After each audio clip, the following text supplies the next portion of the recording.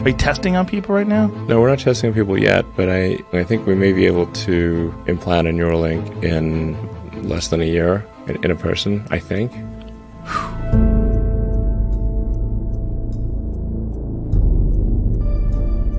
Once you become a god, I mean, you literally could fundamentally change the way human beings interface with each other. Yes. Yes. Elon Musk, said to be one of the world's smartest people, is creating technology that directly correlates with what Satan told Eve in the Garden of Eden. Genesis chapter 3, verse 5. Then your eyes shall be opened, and ye shall be as gods, knowing good and evil. Ye shall be as gods. Sound familiar? It's everywhere nowadays.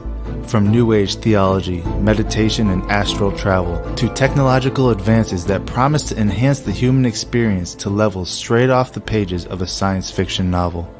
Except, it's no longer science fiction, it's science fact. You want to speak every language known to man?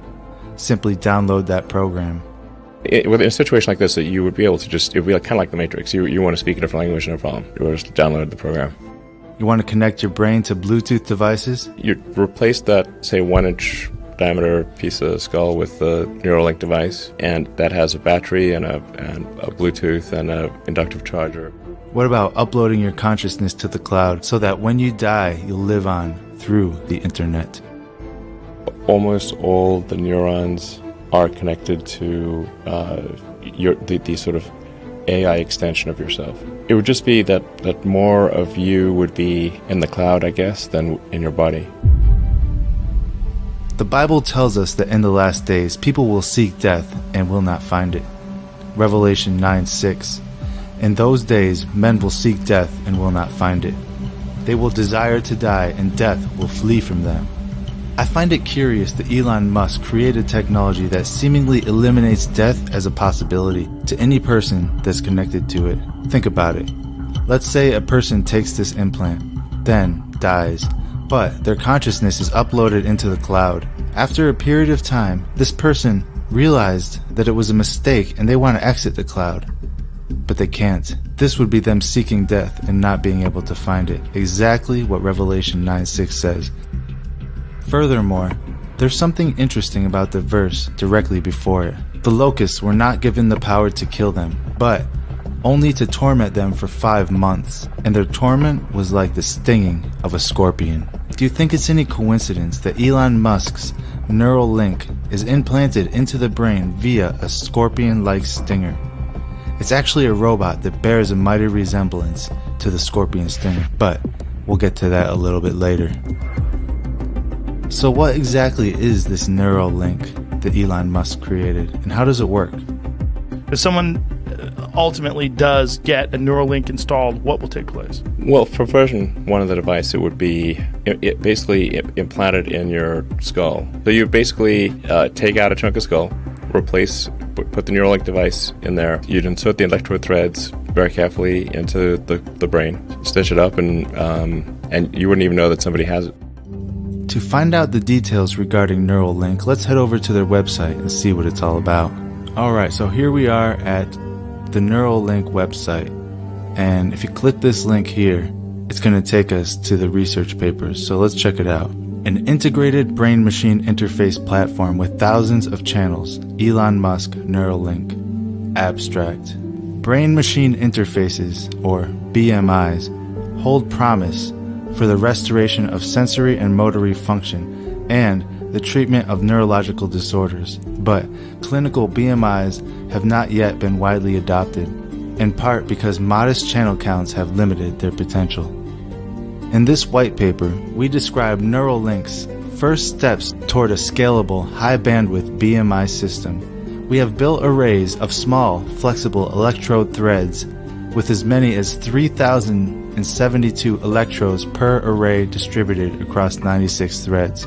We have also built a neurological robot capable of inserting 6 threads, 192 electrodes per minute. Each thread can be individually inserted into the brain with micron precision for avoidance of surface vasculature and targeting specific brain regions. The electrode array is packaged into a small implantable device that contains custom chips for low power onboard amplification and digitization. The package for 3,072 channels occupies less than 23 by 18.5 by 2 millimeters. A single USB-C cable provides full bandwidth data streaming from the device, recording from all channels simultaneously.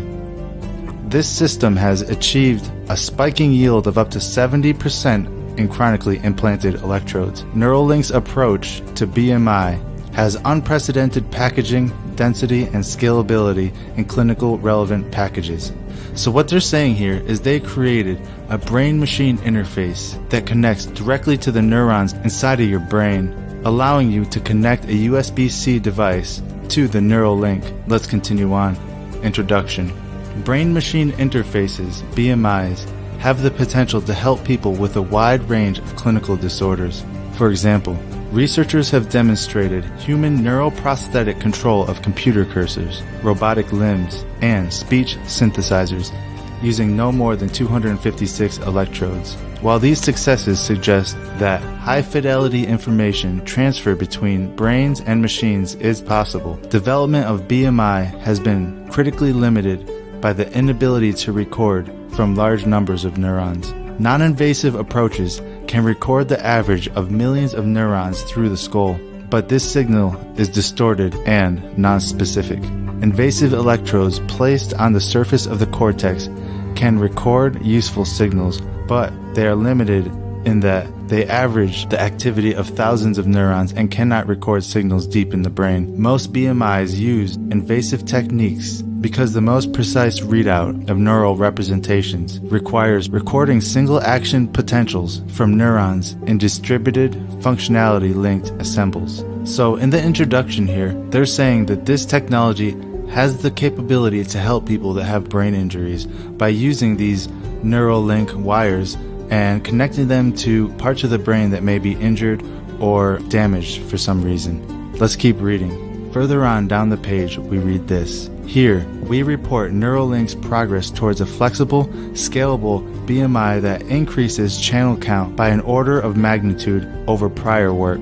Our system has three main components: ultra-fine polymer probes, a neural surgical robot, which is that scorpion stinger I was telling you about, and custom density electronics. We demonstrate the rapid implantation of 96 polymer threads, each thread with 32 electrodes for a total of 3,072 electrodes. We develop miniaturized custom electronics that allow us to stream full broadband electrophysiology data simultaneously from all these electrodes. We package this system for long-term implantation and develop custom online spike detection software that can detect action potentials with low latency. Together, this system serves as a state-of-the-art research platform and a first prototype towards a fully implantable human BMI. Now, in this Joe Rogan podcast, Elon says that a working BMI or a working Neuralink implant is ready to install in humans in about a year from now. And as you'll see, they've already installed this on rats. Let's continue reading. Section 2.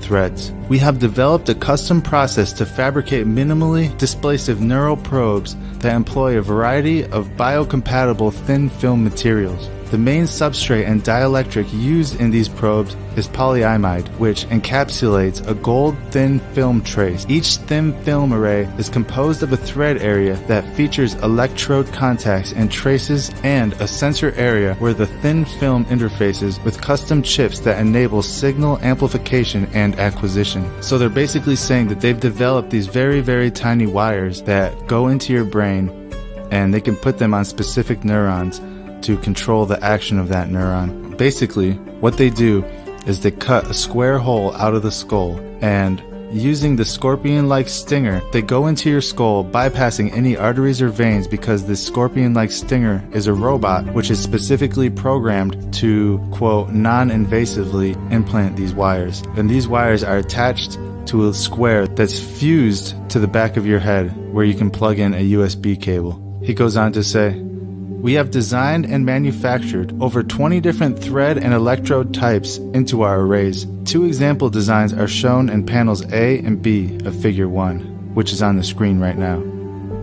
Probes are designed either with the reference electrodes on separate threads or on the same thread as the recording electrodes, referred to as on-probe references. We have fabricated threads ranging from 5 to 50 microns in width that incorporate recording sites of several geometries. Thread thickness is normally 4 to 6 microns, which includes up to 3 layers of insulation and 2 layers of conductor. Typical thread length is approximately 20 millimeters. To manage these long, thin threads prior to insertion, Parylene C is deposited into the threads to form a film on which these threads remain attached until the surgical robot pulls them off. Each thread ends in a 16 by 50 micron loop to accommodate the needle threading. So basically, they design these tiny little wires that are implanted by this robot and can go into specific places to control different functions of the brain. And keep in mind, this is less than a year away from being implanted into the first human. The rest of section 2 just talks more technical details about the threads and the wires themselves. Let's move on to section 3, which is the robot. This robot resembles the scorpion stinger I was talking about earlier. If you look, you can see it's like a little needle that goes directly into your brain. Section 3.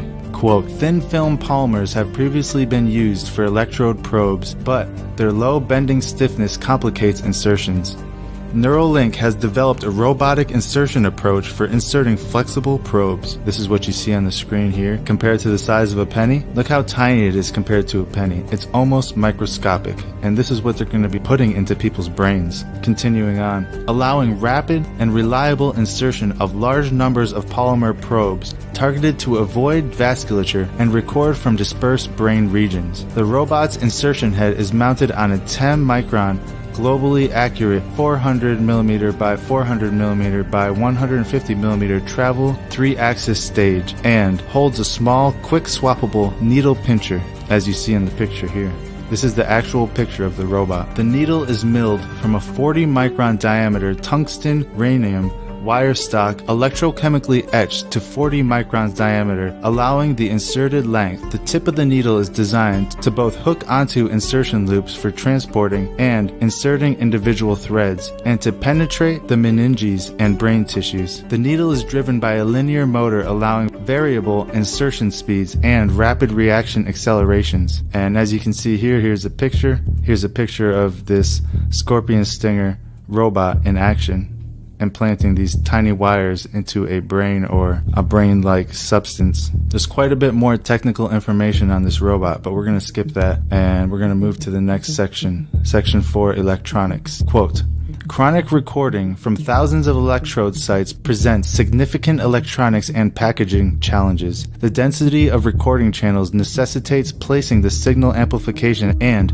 digitization stack within the array assembly, otherwise the cable and connector requirements would be prohibitive. This recording stack must amplify small neural signals while rejecting out-of-band noise, sample and digitize the amplified signals, and stream out the results for real-time processing, all using minimal power and size. And here's a picture here of the diagram. You can see the chip. This is the little square that will be implanted into your skull, and there's the little USB port right there you can plug your wires into. And here's a picture of the rat that they successfully implanted the Neuralink on. It goes on to say, an Ethernet connected base station converts the data streams from these systems into multicast 10G Ethernet UDP packet, allowing downstream users to process the data in a variety of ways, e.g. visualizing the data in real time or writing it to disk. Each base station can connect up to 3 implants simultaneously. These devices are further supported by a software ecosystem that allows for plug-and-play usability with zero configuration. Neural data begins streaming automatically when the cable is connected. So basically, when you're connected to this thing, they're able to download your thoughts, download your memories, and store it on a drive real time, and even see through your eyes. Let's move on to section 5, electrophysiology. We have implanted both systems A and B in male Long Evans rats, as described in section 3. All animal procedures were performed in accordance with the National Research Council's Guide for the Care and Use of Laboratory Animals, and were approved by the Neuralink Institutional Animal Care and Use Committee. Electrophysiological recordings were made as these animals freely explored the arena, equipped with a commutated cable that permitted unrestricted movement. System A can record 1,000 344 out of 1,536 channels simultaneously. The exact channel configuration can be arbitrarily specified at the time of recording. System B can record from all 3,072 channels simultaneously. Digitized broadband signals were processed in real time to identify action potential spikes using online detection algorithm. So basically, they can connect these rats to the Neuralink software and have full control over the brain in real time using a broadband connection. The rest of this section goes on with a lot of technical jargon that goes more into depth about these experiments with the rats. This white paper goes on in a lot more detail. If you're interested, just go to the website and click the link. You can read it for yourself. But Elon himself told us how close we are to seeing this in actual human. And some of the capabilities of this in humans are mind-blowing. Basically, it connects the brain to the internet. And the way he was talking in this Joe Rogan podcast, he was saying that eventually everybody's going to get it because it's going to make you so much better than somebody without it. So the people without it are going to be left behind. During the podcast, Joe Rogan asks where this technology will be in 10 to 25 years. And Elon's response was shocking. Like, you could hang out with 30-year-old you? I mean, the possibilities are endless. You could recall everything, just like it's a movie, including the entire sensory experience. Emotions. Everything. Everything. And play it back. He goes on to say that in 25 years, he's confident that there could be a whole brain interface that connects every aspect of who you are to the internet. Everything from your personality to your memories, and even with the capability to separate time itself so you can relive old memories and feel the emotions. You can smell the smells of your memories. You can go back and even create a secondary person, seemingly implanting your own personality into some sort of machine. He says the possibilities are endless. Again, this technology is the physical manifestation of the same lie that Satan told Eve in the Garden of Eden. Ye shall become as gods. The schemes of the devil are always telegraphed by the desired outcome. In Isaiah 14:13 through 14, we can clearly see what Satan's ultimate goals are. Quote, I will ascend to the heavens. I will raise my throne above the stars of God. I will sit on the mount of assembly in the far reaches of the north. I will ascend above the tops of the clouds. I will make myself like the Most High. End quote. Therefore, whenever we see something that has the ultimate goal of removing the Most High God from the equation, something like Elon Musk's Neuralink, for instance, there can be no question as to its origin. 2 Corinthians, verse 4, chapter 4. In their case, the God of this world has blinded the minds of the unbelievers, to keep them from seeing the light of the gospel of the glory of Christ, who is the image of God. You see, we must keep our eyes fixated on Jesus at all costs. Everything else is just a distraction, because the one who endures to the end will be saved. If you enjoyed this video, please take the time to add a comment. Tell us how you feel, and don't forget to hit that like button. And until next time, thank you all for watching. God bless you all.